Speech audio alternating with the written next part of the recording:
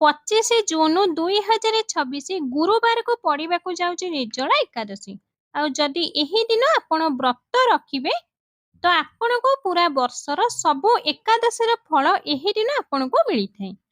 ଆଉ ଶାସ୍ତ୍ରରେ କୁହାଯାଇଛି କି ଯଦି ଏହି ବ୍ରତ ଆପଣ କରିଥାନ୍ତି ନିର୍ଜଳା ଏକାଦଶୀ ଦିନ ତ ଗଙ୍ଗା, ଗୟା, ପ୍ରୟାଗରାଜ, କାଶୀ ବିଶ୍ୱନାଥରେ ସ୍ନାନ କରିବାର ଫଳ ବି ଆପଣଙ୍କୁ ଏହି ଦିନ ମିଳିଥାଏ। ତ ଆପଣମାନେ କିଛି କରନ୍ତୁ ବା ନ କରନ୍ତୁ କିନ୍ତୁ ଏହି ନିର୍ଜଳା ଏକାଦଶୀ ବ୍ରତ ନିହାତି କରିବା ଉଚିତ। ତ ଦର୍ଶକ ବନ୍ଧୁ ଆମେ ଆପଣଙ୍କୁ ଜଣାଇବୁ କି ଏହି ନିର୍ଜଳା ବ୍ରତ କିପରି କରିବେ। କିନ୍ତୁ ତା ପୂର୍ବରୁ हे प्रभु श्रीहरि विष्णु ठाकुरे जी भी आपणकर ଏହି ଭିଡିଓକୁ ଲାଇକ୍ କରି ଚ୍ୟାନେଲକୁ ସବସ୍କ୍ରାଇବ କରି କମେଣ୍ଟ ବକ୍ସରେ ଜୟ ଶ୍ରୀହରି ବିଷ୍ଣୁ ଲେଖିବେ। ତାଙ୍କ ଜୀବନରେ ଥିବା ସବୁ କଷ୍ଟକୁ ଆପଣ ହରଣ କରିନେବେ।